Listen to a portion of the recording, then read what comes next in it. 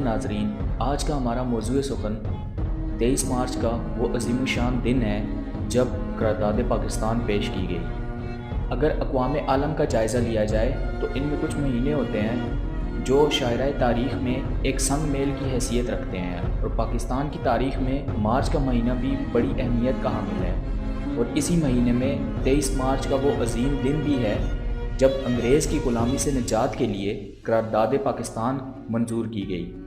और आज की इस वीडियो में हम आपको 23 मार्च की तारीख़ और इस दिन पेश होने वाली करारदाद के बारे में बताएंगे। 23 मार्च की तारीख़। 23 मार्च का दिन पाकिस्तान और इसमें बसने वाले तमाम लोगों यानी पाकिस्तानियों के लिए बैसे फ़ख्र है, क्योंकि आज ही के दिन पहली बार करारदाद पाकिस्तान पेश की गई। और इस करारदाद की रोशनी में कायद-ए-आज़म मोहम्मद अली जिन्ना ने खुदादा काबिलियत, सियासी फ़हम व फ़रासत, अज़्म व जुर्रत, यकीन महकम और अमल पहम से दुनिया के नक्शे पर एक नई मुमलिकत का इजाफ़ा किया, जो बर सगीर के मुसलमानों की एक अहम और अशद ज़रूरत थी।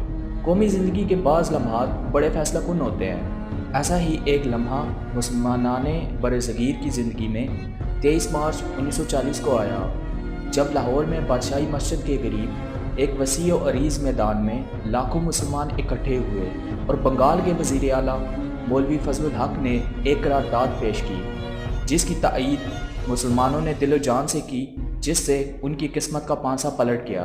23 मार्च 1940 को शहर लाहौर में मुसलमानाने हिंद ने अपनी मंजिल का ऐलान किया था और दो टोक अल्फाज में कहा था, हम हिंदुस्तान में मुसलमानों के लिए आज़ाद खित्तों की जद्दोजहद का ऐलान करते हैं। इस तारीख़ी करारदाद की रोह से ऑल इंडिया मुस्लिम लीग का इजलास पूरे गौर व खौज से इस नतीजे पर पहुंचा कि हिंदुस्तान के आइनी मुस्तक़बिल से मुतल्लिक़ सिर्फ वही तजवीज़ काबिल अमल और कबूल होगी जो मंदरज झेल उसूलों पर मबनी होगी, यानी मौजूदा सूबाई सरहदों में रद्द-बदल करके मुल्क की तकसीम इस तरह की जाए कि उन इलाकों में आज़ाद रियासतें कायम हो सकें जहाँ मुसलमानों की अक्सरियत है। यानी हिंदुस्तान के शुमाल मगरबी और शुमाल मशरक़ी खित्ते में जो इलाके शामिल होंगे उनको मुकम्मल खुद मुख्तारी और इक़्तिदार आला हासिल होगा। 23 मार्च को करारदाद की मंजूरी के बाद क़याम पाकिस्तान की जद्दोजहद फैसला कुन मरहले में दाखिल हो चुकी थी।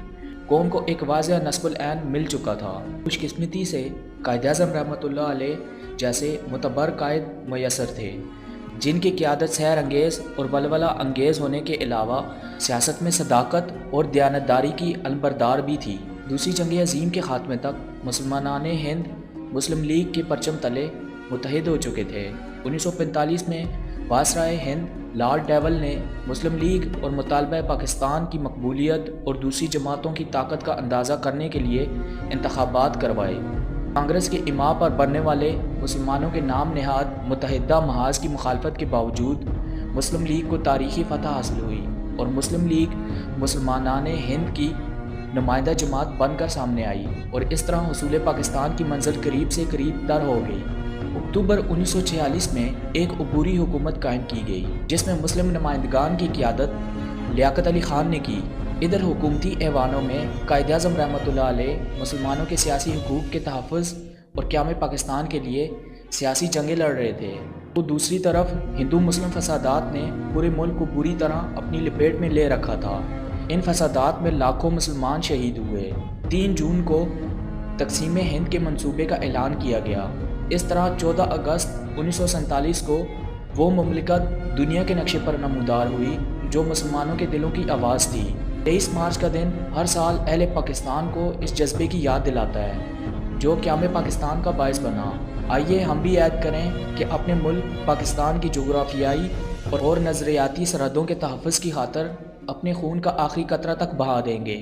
अल्लाह पाक हमारे प्यारे मुल्क पाकिस्तान की हिफाजत फरमाए और इसे तरक्की की राह पर गामज़न करे। अगर आप अहबाब को हमारी ये वीडियो पसंद आई हो तो वीडियो को लाइक करके अपने दोस्तों के साथ शेयर भी कर दें और अपनी कीमती राय से हमें आगाह करने के लिए कमेंट ज़रूर करें।